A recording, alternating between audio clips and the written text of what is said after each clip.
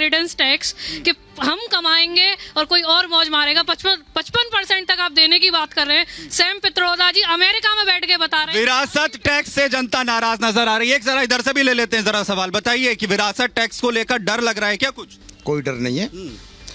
इससे किसी भी प्रकार का कोई भी जनता को कोई भी डर नहीं। हींग का स्वाद 1991 में चढ़ा, वो उतर ही नहीं रहा भाजपा वाला। अरे उतर जाएगा सर, अब की उतर जाएगा हाथरस से बिल्कुल।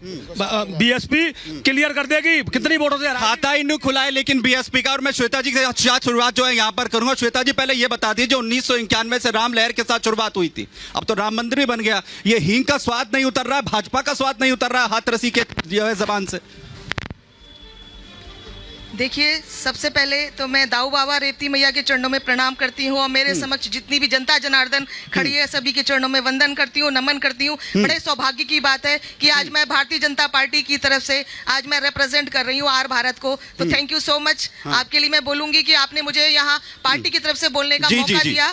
तो मैं ये कहना चाहूंगी कि राम मंदिर की लहर में जो आज हमने राम मंदिर की जो प्राण प्रतिष्ठा का जो कार्य, एक भव्य कार्य किया है, उसकी गूंज भारत में ही नहीं अपितु पूरे विश्व में जागृत हुई है। और आप ये देखिए, पूरा विश्व आज राममय है और राम जी के चरणों में झुकने को तैयार है, जिसने भारत की संस्कृति, प्रभुता और अखंडता को बनाने के लिए सर्वस्व न्योछावर कर दिया। ऐसे मेरे देश के प्रधानमंत्री हैं और नो डाउट मैं कह सकती हूं कि मैं पूरे बहुमत। विक्रमादित्य जी, पहला सवाल ही यही आया कि जो चुनावी माहौल बनाने वाले थे, चुनावी पंडित बने हुए थे, अब कहां चले गए? और अब वो सीधा सवाल यही पूछती है जनता आपसे। और हाथरस पे तो 40 साल हो गए इंतजार करते करते।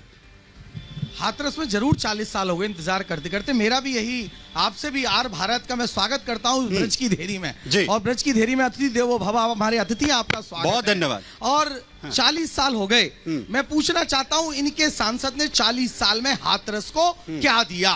40 साल में यदि शिक्षा की बात करें तो हाथरस जीरो, चिकित्सा की बात करें तो हाथरस जीरो। हाथरस जनपद को बने इतने वर्ष हो गए, लेकिन क्या जनपद जैसी सुविधा इस हाथरस में है? मैं पूछना चाहता हूँ। I object to you, मैं आपसे कहना चाहूंगी।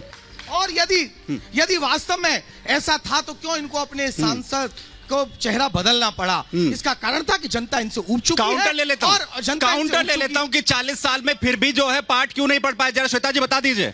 मैं चंद्रगुप्त विक्रमादित्य जी आदरणीय मेरे बड़े भाई हैं, मैं उनकी बातों से बिल्कुल भी सहमत नहीं हूँ। वो पर्सनली एक लोकल लेवल की राजनीति को लेके बात कर रहे हैं, मैं पूरा भारतवर्ष की राजनीति को लेके बात कर रही हूँ। ये कह रहे थे कि हमारे सांसद ने क्या दिया, मैं ये कह रही हूँ कि इनकी सरकारों ने पिछले 50 सालों में क्या दे दिया, देश को कहाँ पहुँचा दिया। जो हमारी सरकारों ने जो काम किया है, 70 साल का रिजल्ट है, वो दिखाई दे रहा है यहाँ पर। नो डाउट 2014 से लेकर विदाउट किसी ब्रेक के मेरी सरकार आज पूरे भारतवर्ष में हल्ला बोल कर रही है। ठीक है, मैं प्रदीप चौधरी जी को भी ऐड कर लेता। ये तो हाल आपका भी है, खाता ही नहीं खुल रहा है, खाता ही नहीं खुल रहा है। प्रदीप जी बताइए जरा।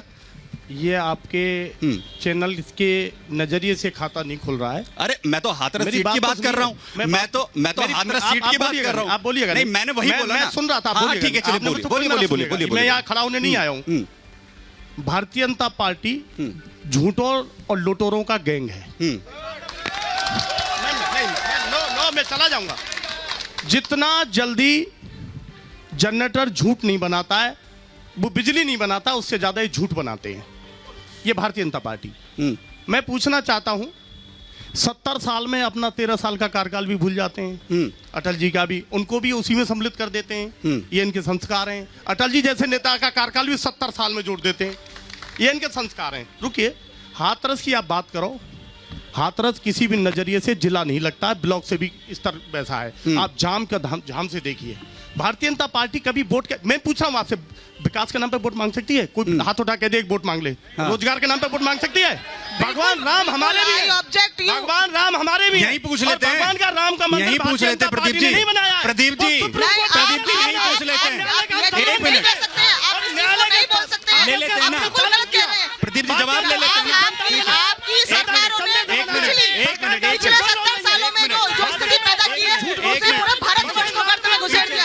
मैं नहीं, ऐसे बोलने से कुछ नहीं होगा। नहीं, आप आई ऑब्जेक्ट यू। नो, एक मिनट पीछे होके। अरे ऐसे रुकिए। बिल्कुल नहीं, ये लोगों की भावनाओं के साथ खिलवाड़ कर रहे हैं आप। सवाल पूछिए।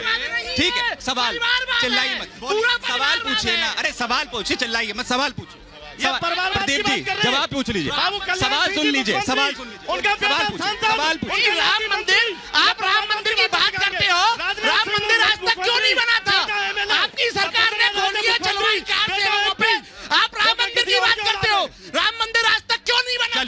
ठीक, ये सुप्रीम कोर्ट है। प्रदीप जी न्यायालय में भी एक मिनट जराधीन था। एक मिनट हम प्रदीप न्यायालय का सम्मान जी करते प्रदीप जी हैं। अब जरा और सुन न्यायालय लीजिए के आदेश प्रदीप का जी सबने पालन बसपा किया। भी आई हुई किसी है ने उसका विरोध नहीं बसपा किया। भी आई हुई है कांग्रेस भी आई आपकी हुई ही है पार्टी के श्वेता जी जरा जवाब वरिष्ठ अधिकारी ने ये श्वेता कहा जी था एक कि मिनट राम मंदिर वही श्वेता जी जरा बनाएंगे, एक मिनट तारीख नहीं बताएंगे जी। एक मिनट प्रदीप जी अगर आप चुनावी भाषण करेंगे तो उसका भी कोई फायदा नहीं होगा भाषण नहीं दे बिल्कुल रहा हूं। बिल्कुल मैं बिल्कुल अपनी बात अपनी रखता हूं, बात सच्चाई कट टू से कट रखता हूं, रखेंगे दम से बिल्कुल रखता हूं। बिल्कुल और हम भी बिल्कुल सीधे सटीक सवाल पूछेंगे मेरा ये कहना है वोट जो जनता मांगना यहाँ चाहिए पूछ रही विकास के नाम पे, है हम नौकरी ये के पूछ नाम पे, रहे रोजगार के नाम हैं पे, वो यही पूछ महंगाई रहे के नाम हैं पे। जिस बात का आप जिक्र भगवान कर के रहे नाम पे हैं नहीं मांगते। ये बिल्कुल, 40 बिल्कुल। सालों में भगवान ये के नाम पे 40 सालों में यहाँ की जनता को आप क्यों नहीं सिखा पाए 5वें नंबर पर है यहाँ आज की मेरा भारत 40 साल की मुख्य रूप जनता से क्यों मुद्दे नहीं में सिखा पाए 5वें श्वेता नंबर जी पर सुधार श्वेता ही अर्थव्यवस्था में जवाब जा रहा है। दीजिए श्वेता ही जवाब दीजिए आप ही के नेता बोलते थे भगवान श्री कृष्ण मेरे सपने में आते हैं श्वेता जी बोलिए श्वेता जी भगवान किसी का बनता जूं और भगवान में किसी की बाप होती नहीं है। भगवान राम हमारे हैं, हमारे थे और हमारे रहेंगे। अरे कहने अरे अरे अरे अरे सुनिए आप कहने भर से किसी के राम नहीं हो जाते, कार्य करने से राम होते हैं। किसी के दिल में आस्था होनी चाहिए प्रभुता अखंडता और देश की एकता को बनाए रखने आस्था के के लिए। लिए किसी के प्रमाण पत्र की जरूरत नहीं है। आपके सिरमौर ने हमें तो भाजपा का आपके प्रमाण पत्र लेना है। आपके सिरमौर ने हम देश को भारतीय बेचने की जनता कोशिश पार्टी करी है। ठीक है आपने एक बार नो इधर आइए नो विषय। नो ये मेरा भारत बताइए आज भी एक मिनट पांचवी बिल्कुल एक मजबूत एक करके अर्थव्यवस्था के रूप में खड़ा हुआ है। एक महिलाओं एक के करके लिए श्वेता ज्यादा जी से ज्यादा जरा सुन काम लीजिए किए जा रहे ये हैं। बताइए अब कैसी बात कर रहे कि हैं? इन आपके 40 सिरमौर ने क्या कर दिया ये देश की के कह लिए? रहे हैं कि आप सवाल ही पूछे ना पूछे पहले मैडम से ये पूछो मैडम राम के लिए क्या करना पड़ेगा। कार्य नहीं करना पड़ता, राम के लिए भजन करना पड़ता है। आई ठीक नो, है। मैं आपकी बात मानती हूँ। श्वेता जी।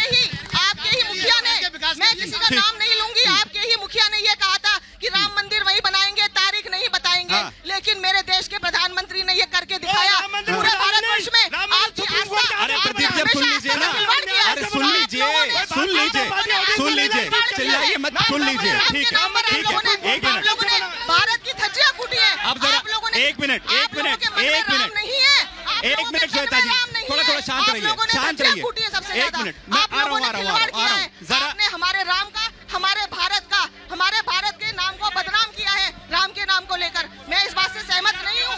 मेरे देश के प्रधानमंत्री ने भारत को मजबूत बनाने में कोई कसर जय नहीं सिया छोड़ी। राम। अब एक मिनट जय श्री राम नहीं, जय सिया राम। ठीक है हमारे ठीक है भारत में ये सियाराम बोल ही नहीं सकते। आराम से ये आराम से सियाराम आराम से बोल ही नहीं प्रदीप जी सकते। प्रदीप जी आराम से भाजपा वाले जरा सियाराम अरे बोल ही नहीं अपना सकते। अपना दल और बसपा का कुछ माहौल है या फिर नहीं विक्रमादित्य जी जरा सुन लीजिए सुन लीजिए ये बताइए ये रवि सारस्वत जी जरा ये बता दीजिए आ रहे हैं ना आपके पास वापस आ रहे हैं बसपा सपा से कुछ ले लें अब वापस आपके पास आ रहे हैं रवि सारस्वती जी बताइए दावा जिस तरीके से बीजेपी यहाँ पर कर रही है ये तस्वीर बदली है नहीं बदली हाथरस की आप तो बस साथी हैं बिल्कुल ये तो केवल एक मिनट जरा सुन लीजिए चिल्लाइए मत इन्हें सत्ता न मिलने पर आ रहे हैं नहीं चल आप बोलिए इन्हें आवाज आ रही है सत्ता न आपकी। मिलने पर ये अंधे हो गए भाई साहब। हाँ। जैसे आप समझ रहे हो मेरी बात को। बीजेपी ने क्या नहीं किया। हाँ। बाईपास बनाए बीजेपी की देन है। एक और बाईपास बन रहा है बीजेपी की देन है। आज हमारे यहाँ पे भाई साहब जो गरीब कन्या भाई साहब सुनिए हाँ। जो हमारे यहाँ पे जो गरीब लोग थे अपनी बच्चियों को पैदा होना अब सब समझते थे। हाँ। बच्चियों का पैदा होना अब सब समझते थे। आज वो बच्ची का होना सौभाग्य समझते हैं। हमारे सामूहिक विवाह हमारी एनडीए सरकार बच्चियों के लिए 35,000 रुपए देती है प्लस उसका सामान देती है। और ये पैसा इन्हीं के नेताओं ने कहा था कि 1 रुपया ऊपर से आता है नीचे 10 पैसा पहुंचता है। आज मैं इन्हें बताना चाहता हूँ ये कौन कहता था?